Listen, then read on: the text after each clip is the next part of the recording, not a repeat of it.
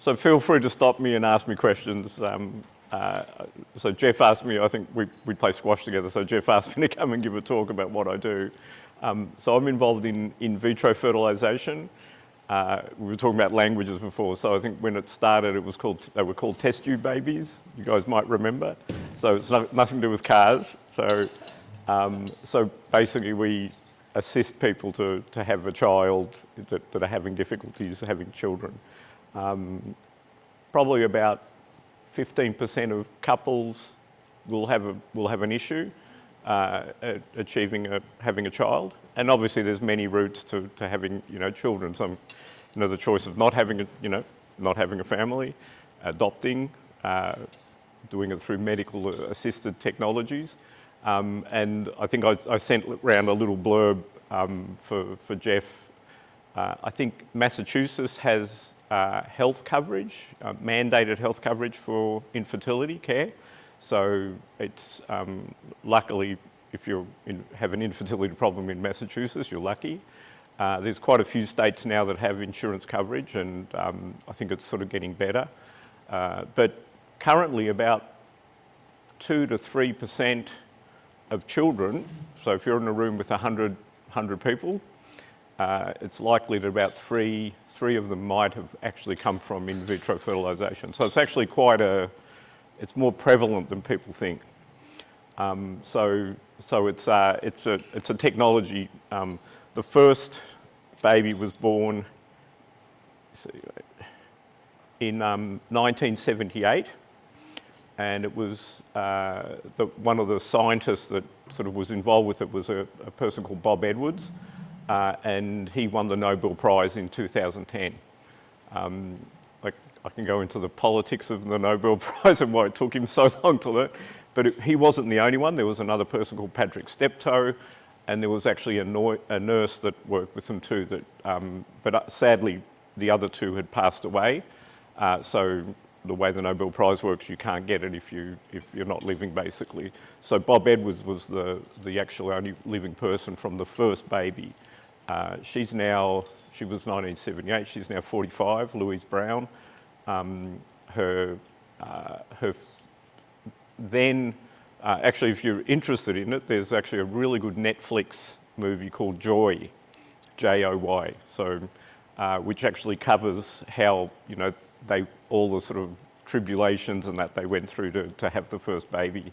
So it's actually it's quite an interesting movie if you're interested in sort of following the topic. So in vitro fertilization, it started in the very late 70s, but obviously that was the first birth. But there was a lot of research and a lot of understandings that came to sort of that led into that.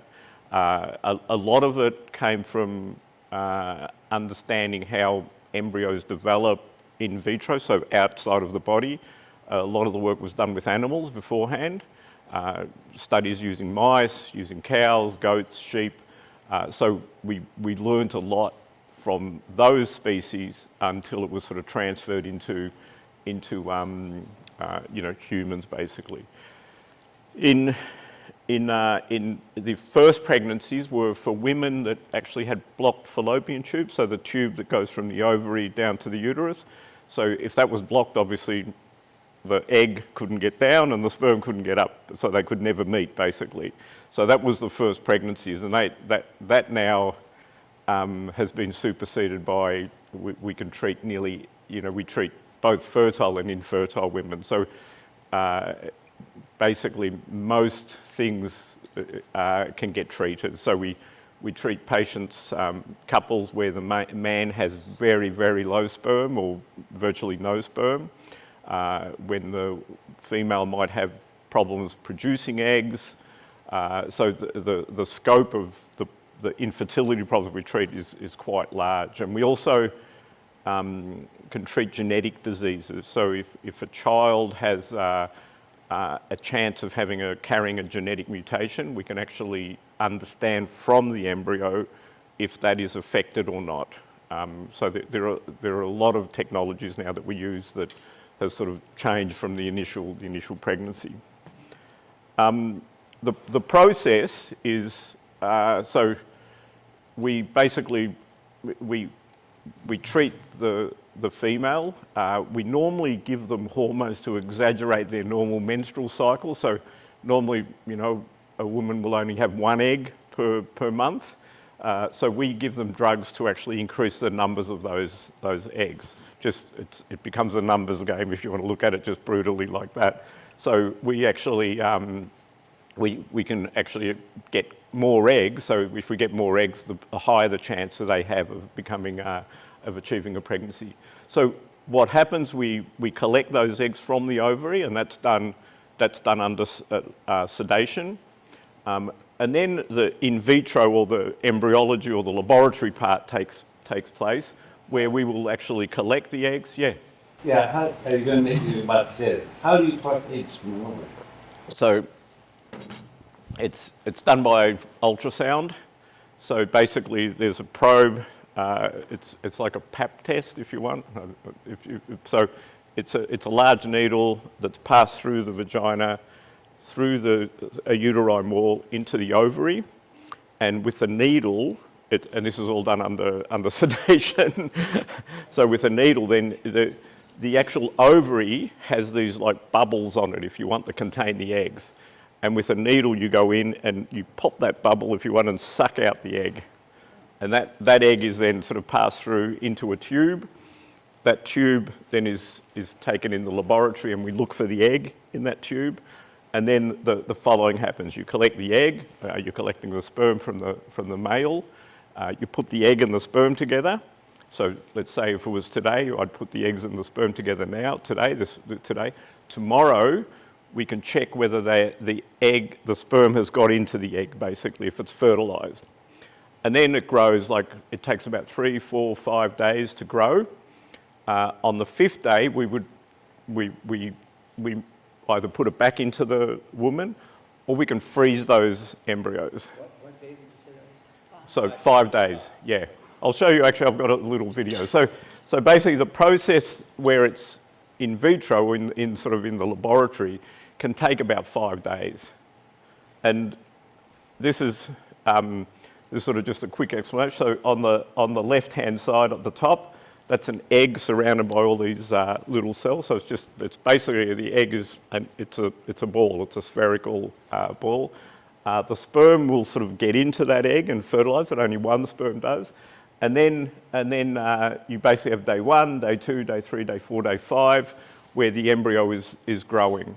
The embryos, it's about 1/100th of a millimetre. Well, actually, so about less than a hair, basically. So you couldn't see it with your eye. You have to look down with a microscope. And so the embryo sort of grows from 1 cell, it goes to 2 cell, 4 cell. It's just dividing into more and more, and then it becomes sort of more of an entity, and then, like after about day 5, when we put it back into the woman, into the uterus, and that's just by a very simple injection back into the uterus. And then after a few days, it attaches to the uterus, and then you have a pregnancy ensuing. About how many cells in day 5? It can be about 50 to 100 cells, so they just keep growing, and then obviously 9 months later, you've got a little kid, little baby. So this is actually a video of an embryo. So this, you can see it's a circle, basically, and there are 2 little circles inside it.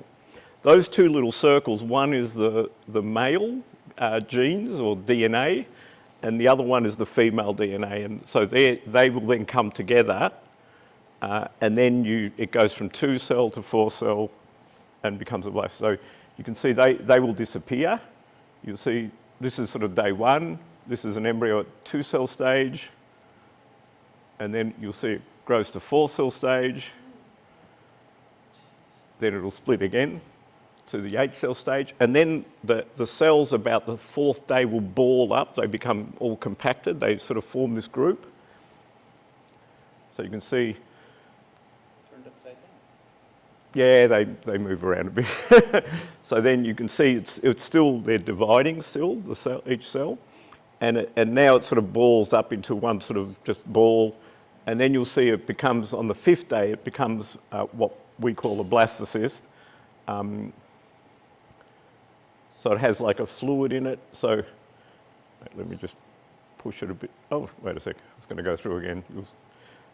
It becomes what's called a blastocyst. And in the blastocyst, it's the first time you have two types of cell lines, two distinct cell sort of species, if you want to call it that. One is a central body of cells that actually become the baby, and around it is another set of cells that actually become the placenta that actually implant into the uterus. The differentiation around day 6? Around day 5, yeah. Yeah. It's more complicated than that, but I won't. Is there, when a woman becomes pregnant in the normal way, is there a test of some sort that could detect this? So the pregnancy test, so if you go to the pharmacy, and well, not you, Jeff, but if you go to the pharmacy and you do a pregnancy test, what we're looking for, so in this, you can see like some fluid. Wait, let's see if I can, does this show? No. So you can see here, there's like a fluid sac here. These cells around here are what are called, they're called trophectoderms, so they become the placenta. And these cells are, they're called the inner cell mass, and they become the baby. Those outer cells, when they implant into the uterus, they start triggering this hormone that you can actually find in the blood called human chorionic gonadotrophin, it's HCG. And when someone goes and does a test, you know, just a urinary test or a blood test at the pharmacy or whatever, or if they come to the clinic, we're looking for that hormone. So that starts sort of increasing in sort of level, and we can tell someone's pregnant from that. So that name was very similar to the stimulus drug, which is gonada something. Yeah. So they're all gonadotrophins. So they're all very similar. Yeah. To get more eggs, we use another drug called follicle stimulating hormone, which is what it says. It stimulates the follicles or the eggs to grow. So at this stage, we can put it back into the woman and hopefully get a pregnancy. Or we actually freeze these. It sounds really bizarre, but we can freeze these embryos. We're very successful freezing them. And say a patient has 3 or 4 embryos, they might get one back, but we can freeze the others and keep them for future use. So it's a very efficient process. I know it sounds strange that we freeze these, but we can easily freeze these and keep these for future use. Yeah. Why doesn't the fluid inside those cells freeze and break the cell wall? Very good question. So we were talking about cars earlier on, and I don't even know if they, in the old days you used to have the radiator, and you would, especially here, you would put freezing liquid in, antifreeze. So the whole idea of that antifreeze is that the water in your radiator doesn't freeze, basically. In a crude way, we do something very similar to cells or embryos. So we take the embryo and we put it through a sequence of, let's say, antifreeze, very similar solutions. What that does, it sucks out the water and replaces it with a glycerol or an antifreeze solution.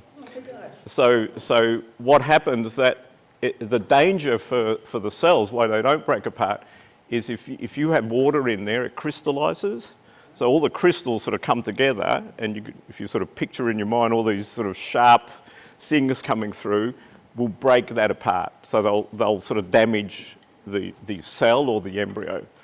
If you use the types of antifreeze, if you want, that we use, so if we suck out the water and replace it with these antifreeze, that doesn't form crystals. It becomes like a glass, like a solid glass. So it's actually called vitrification, the technique we use, which means you're doing like a glass type structure.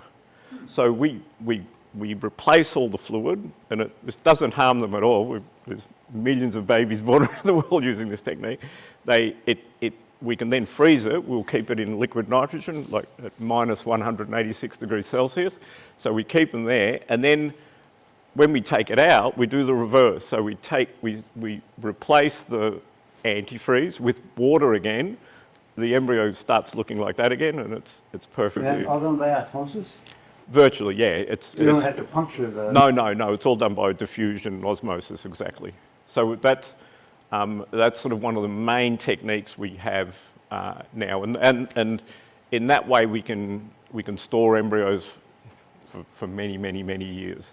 Nothing happens to them once they're stored in. And what size are they at that point? At this stage, a blastocyst can be about 100 and, well, I'm going to talk in microns, which again, it's like literally you couldn't see it visually. We have to look at, well, this is all done under a microscope. So it's about, well, I don't have much hair, but but it's about it's less than a hair width.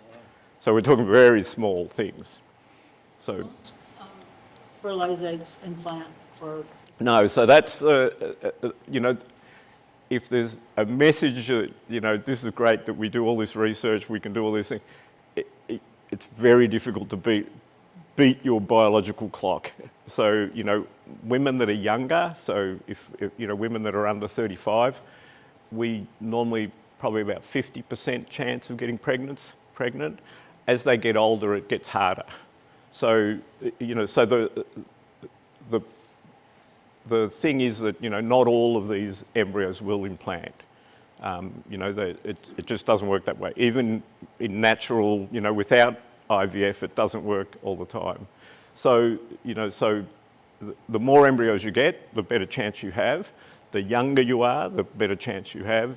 And one of the things we do for older women, as patients get older, we can actually take, again, under a microscope, we can take a portion of the cells here. So let's say if there's 100 cells in a blastocyst, we can remove 5 of them and test them genetically, just like a biopsy. And we can see if that embryo is normal or abnormal chromosomally. So we can do tests like that, for some patients that are older that have higher chances of miscarriage or losing that pregnancy, we can try to see if that embryo would actually continue to a birth or have a miscarriage. So there are techniques that we can do to try to improve the chances for patients. Yeah.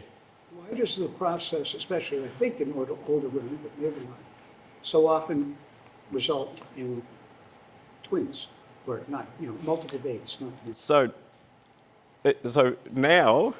many years ago, you're exactly right. Our freezing technologies weren't that good. So when a patient would have 2 or 3 embryos, we knew that if we froze them, they had less chance of surviving. So the default was to put those 2 or 3 embryos back, which ended up that you would have a lot of twins and triplets. So sort of IVF had a bad name, if you want, because patients love having twins. They've been infertile for years, and they think, God, having twins or triplets is great, but there's a lot of dangers with having twins and triplets, both for the mother and the children too. A lot of them are born, smaller. There's more chances of complications, but virtually, probably well over 90% of when we treat a patient, we'll only put 1 embryo back now. So the level of twins and triplets associated with IVF has really, really gone down. So it doesn't happen as much now. A lot of countries, especially in Europe, you're not allowed to put more than 1 embryo back by law, unless it's a sort of particular patient. But in the majority of cases, we rarely put 2 embryos back now. We'll normally only put 1 of these back. That still could divide into identical twins. Yeah, that's different. Yeah, that's just like identical twins that might happen. So there's I think it's about 2 or 3% chance that even if we put 1 back, that a patient, this embryo will split and become identical twins. So that still happens, but the old days, putting 2 or 3 back was more common, and it was a higher risk of having multiple pregnancies. So the technology's, really, it's improved a lot over many years.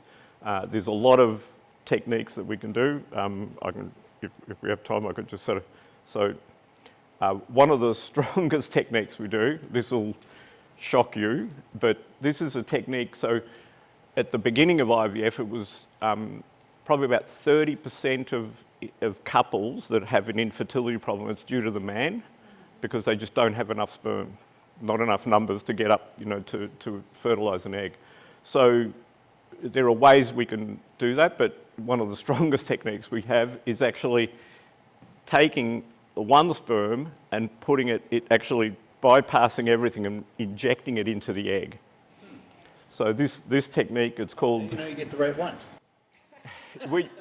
No, it's a good question. So basically we don't, but we pick it on its characteristics. So it's got to be swimming well, it's, the right shape. There are techniques that we're... Hey? So we can actually... So this needle, if you look, is actually catching a sperm. So these little things swimming around a sperm, human sperm. So we can catch one of those in this little needle, which again is like thinner than a hair, basically. So you can see it's getting sucked up. And then you can actually inject it into the egg. So you'll see, so that's a human egg. This is what's called a holding pipette. So it's like a suction pipette, so it'll hold onto it. And then you'll see this is all again done under a microscope. It'll just go to a higher power, so you can just see it under a higher. So you can see the sperm sort of just at the end there. You can see it coming in. It's injected into the egg. And then there's a way of sort of knowing that it's gone into the egg. So you'll see the sperm come back in a second or so. You'll see it just sort of being pushed back in. So it's like doing an injection, if you want. So there the sperm's in there, and then it's released, and then it'll fertilise. It'll have the same characteristics as what I showed you before. If you look at this 10 minutes after, you won't know that it's been injected. Okay, so somewhere in the back of my mind, there's this piece of the fact that as the sperm breaks through, normally, the cell wall hardens and makes it impossible for other ones to get in. Very good. So here it doesn't matter because you're controlling that you've put one in. But normally, you're right. It's exactly right. So it's very dangerous to have more than one go in. It will make the embryo abnormal. So normally what happens is that, as the sperm are fighting to get in, one will get in and it will see this shell around it. It's like, or you can call it a shell. It hardens and doesn't allow any other sperm in. So it's sort of a trick of nature, if you want, to do that. So here, obviously, we're bypassing that sort of hardening. But we're also very lucky. The eggs, the membrane around the egg is very watery, if you want. It's very fluid. So, if I came up to Jeff and put my hand through his arm, he's going to hurt. and it'll take a long time to heal. Here, basically, like I said, 10 minutes later, you wouldn't even know where it's been put in. So there are a lot of things that have sort of, we've been lucky that, that we can do in many aspects in terms of these technologies. So how does that, what is it, a chemical reaction that causes the hardening? Yes, yeah. There are little globules, if you want, in the egg. Once the sperm gets in, it recognises it, it releases these globules out, and it hardens the shell around it. These are all, biological things that we've studied for many, many years. So The number of individual things controlled by some little piece of DNA. Yeah. Just incredible. So, we do this every day, but it still amazes me how you can, this sort of happens and you can get a baby at, like 9 months later. It's truly fascinating. So, I showed you the video, it's incredible that will happen, and you've got a chance of actually having a baby. There's a lot of things that have to go right even, you know, not, you can take IVF out of it, you know, but there's a lot of things that have to go right to, you know, to get a baby, you know, for good and bad, if you want. You talked about extracting a couple of cells so presumably that cell wasn't the one that's going to become the left kidney. No, So, no. So they're all undifferentiated? So what we take are The ones that went to placenta. yeah, so we take from the ones that are destined to become placenta, we test those, yeah, yeah. So, but But they're all the system's very flexible if you want. So even, you know, even if you have 30 cells that were destined to become the baby at this stage, if it lost a few, it's, you know, they're growing so quickly and they're not ready, they're not already sort of delineated, you know, this is going to become the brain or this is going to become a kidney. It's still very early. You know, those things happen weeks later, basically, developmentally. So even though the idea, the concept is in the cell, it's not yet told. It's still flexible to go to, you know, to become different parts of the body if you want. That happens much later. They take what is it? I forget what they take, the experiment with the cells now that they can, The stem cells. stem cells so that they can take it in because they're more flexible in terms. Yeah. These are the true stem cells in an embryo. They're the ones that really have the potential to become any cell of the body. The other stem cells now, you know, when you hear about stem cell therapy, they also have the potential, but they've been coerced, if you want, to become stem cells sometimes. But you know, those types of technologies all came from these, you know, from our understanding of how embryos grow, and that not just human embryos, but all different species. So when you took some cells to sort of test for DNA and see if there's any abnormality, if you find some abnormality, then what do you do?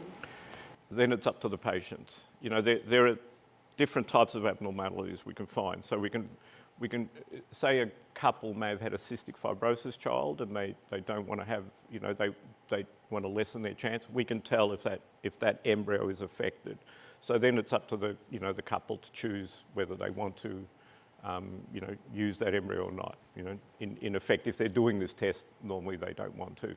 So then we can, if they have 5 embryos and we know one is not affected at all, then preferentially they would have those, and they may discard the others. You know, that's a sort of a very different conversation. You know, but that's sort of up to the couple. A lot of cases we look for chromosomally abnormal embryos. So if it's got the wrong number of chromosomes, which are normally lethal, the embryo will die. It won't become, or it might implant, and the patient will have a miscarriage. So in those cases, we can also unselect those or select the ones that again have a chromosomally normal profile. That's more routine than genetic testing. But that gets into a lot of the ethics of, you know, of treatment, and differs from country to country, from state to state, person to person, and Selecting a boy or girl? it does happen. Yeah, it's rather than sex selection, it's called family balancing. So we do, you know, you'll get families that come in that may have 3 girls and they want a boy. We do it sometimes. There are certain diseases that are more prevalent in boys versus girls, so we do it in those cases. But again, it's a patient preference thing. In some countries like China, it's banned because for certain reasons. In the US, there are a lot of clinics that do it, and if you look at the data, people are not always selecting boys or girls. It's basically 50-50. So it's not something that's going to change, you know, the whole population ratio. It's and again, you know, it's a personal preference, I think, for patients and couples, for whatever situation they're in. You know, they might prefer it, they might not prefer it. I think a lot of clinics don't like doing it because they're not true infertile patients. But I have a friend whose daughter did in vitro and has something like 3 or 4 embryos that are frozen. And then she got pregnant the old-fashioned way twice. yeah, So now, what happens it's again, it's the patient choice. That's one of our biggest challenges that we can. You know, they can be discarded, they can be donated to other patients. The type of adoption, if you want, that's becoming more sort of, I don't want to say popular, but it's an option that patients have.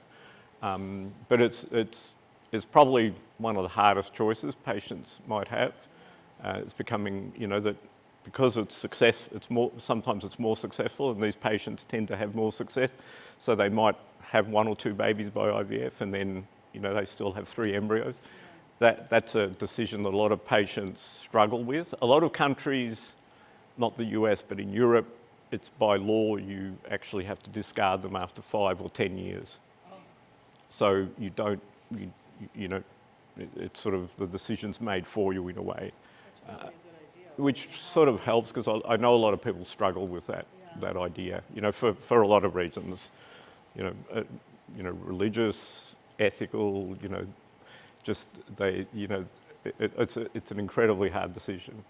We have psychologists that they sort of can talk to if they want to, basically, and because it's one of the probably harder decisions.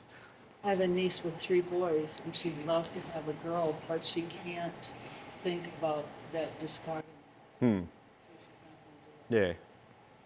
You know, and in the end, you know, but it's a personal choice. Like, you know, as long as you have a healthy child, I think, you know, I think, yeah. So it must be very, I mean, you travel a lot and go to different countries. You must have had to read up on a lot of the laws and stuff. So the laws differ in different countries. A lot of them are driven by religious, you know, choices. So, you know, but it does change. Yeah, it's very different in different countries. And you know, patients travel also, depending on their, you know, their needs, and, you know, their choices are sometimes driven by more the desire than their beliefs, if you want. So, you know, I think it's a very personal thing, I think it becomes, and that personal reason may be driven by religion. You know, I have Catholic friends that just wouldn't do IVF. That, you know, there's no way, and that's fine. But others that, you know, their desire for the child is more, I think, you know, so they can sort of conceptualize in their mind that, okay, I can do it, I can justify that I'm doing it. So, yeah, so the laws change, you know. Israel, for example, has got the highest rate of IVF usage in the world. It's all paid completely by, you can do as many cycles as you want, it's all paid by the government. You know, and then obviously other countries are much more restrained. So you're right, it does differ everywhere.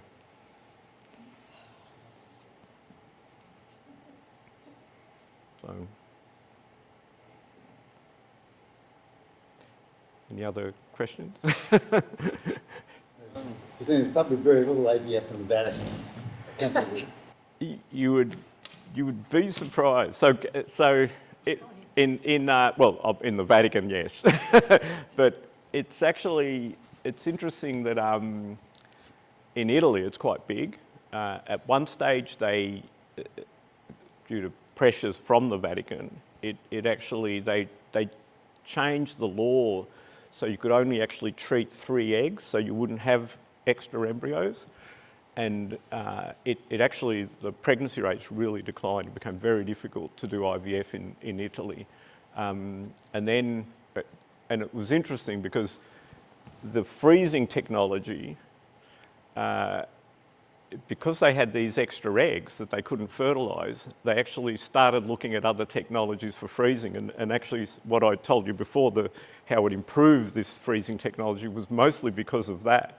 Because they were trying to work out what can we do with these extra eggs. So they used a technique we were using more in animals, and that was more successful, that people were not sure about in humans. So they used that, and it became actually very successful. So in a roundabout way, the Pope sort of helped. I hate to say it, but the way I see it is, it sort of it actually benefited the way we do IVF. That sort of stop, what they made the Italians do in terms of treatment, change their treatment, got them to look at another technology which actually now is used routinely all around the world. So, but yeah, it's interesting. People, they have certain ways of getting around their beliefs. So many years ago, I was helping one of the Catholic hospitals in Rome, and because they didn't want to do IVF, what they would do is actually they would collect sperm in a condom that was okay for collecting sperm, but that condom would actually have a hole in it. So the patients had a chance of conceiving. And then they would bring that sample in and we would process it. But so that's why people, it's interesting, people justify things in many ways when their aim is to have a child. So, And it's, yeah, we can do this, so that means it's in this category. it's sort of a loophole. So, if I, go to the pearly gates and, I see St. Peter and he says, oh, you did IVF, but. So, people, the desire to have a child is very strong. So, I think it tests people's, beliefs in many different ways, I think, which is, interesting in terms of how you might see it religiously also. People, they will modify their beliefs, I think, if that desire is really strong, or, if the belief is so strong that they will not pursue IVF. And there's a lot of, obviously a lot of couples that just don't want to do IVF because it sort of, it goes against their core beliefs, basically, which is fine. So, there are many other options. IVF's not the other option, but adoption's not the easiest thing to do also. So, it becomes a balance, I think, for a lot of couples. And then, the choice of not having, and that's happening more and more, not having children. But at least it offers a lot of patients, many patients a choice, to pursue. But it's, like you said, it's not always successful. And it's a very hard treatment. It's emotionally, obviously all the drugs and that you take. So it's not an easy thing to do stress-wise.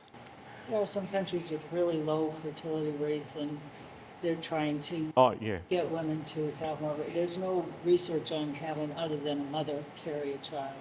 Well, There is. well, there are various combinations that, surrogacy is quite big, so you can create embryos and have someone else carry it.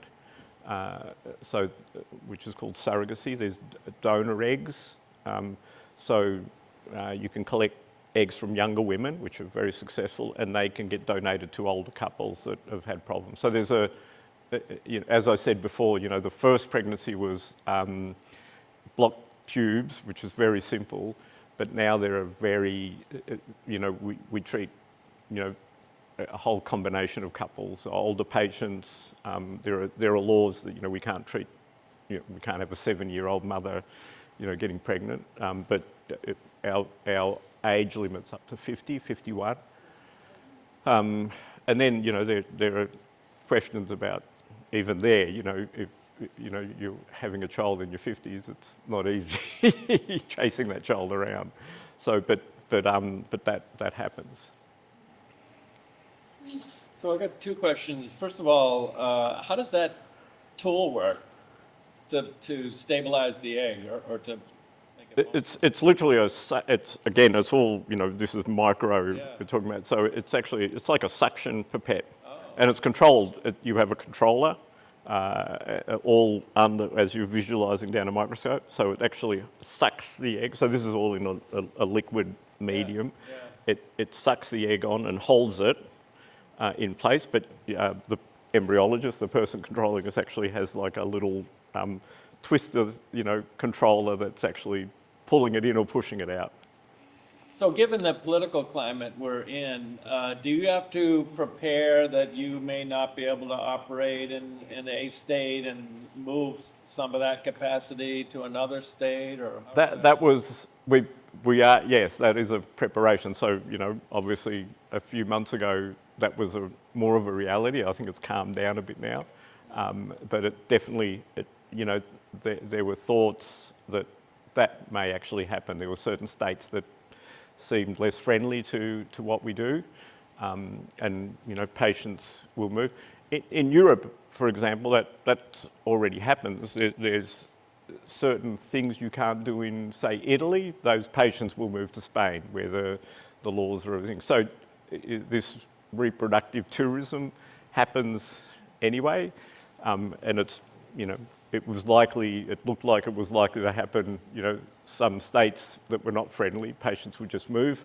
Although, you know, there are certain issues with you know, whether you go back and if they find out you had an IVF baby or you did a certain technique that's not allowed in a country or a state, that you may be in trouble. So there are, you asked me about this technique called surrogacy, where someone else carries the baby. In some countries that's banned, and there are some laws now that treat it like an international, you've broken an international law, which is, you know, a bit scary. So some couples, for example, in Italy, they've introduced this, or they're trying to introduce this law against this surrogacy. So some couples that actually have gone and come to America, for example, have a baby, may have issues going back to Italy, for example, for that child. It may not be recognised as their child. So you know, there are a lot. You're right, Jeff. There's a lot of. It can get complicated in terms of internationally, and hopefully not, but state by state. So you must have quite a few lawyers. There are special. I don't deal with it, but there are specialist lawyers in the US too that deal with these cases, but also internationally. It tends in Europe and that it tends to be more legal. You know, there are laws. Whereas, you know, in the US, they don't tend to have as strict laws, so it's a bit easy to challenge sometimes. So, but it can get complicated as you know, the technology evolves to it. So these technologies drove a lot of the bioethics, like the ethical questions that people had. So when I was first studying, I was in Melbourne. And I showed you the first pregnancy of the group I was in, and the group that had the first pregnancy, which is in Cambridge in the UK, were battling for the first pregnancy, basically. But the university where I was in Australia had one of the first bioethics departments, and a lot of it was because of, you know, a lot of times the science is more advanced than the questions that come up. So one of the first bioethics departments was where we were, and we had a lot of the ethicists come and sort of talk to us about, you know, what are you doing? You know, can we understand how you're, you know, how this is going to change things and that. So the ethics is normally always, unfortunately, follows in the footsteps of, you know, the breakthroughs in technologies, and not just in our field, but in a lot of different fields. Okay. Thank you very much. No, thanks.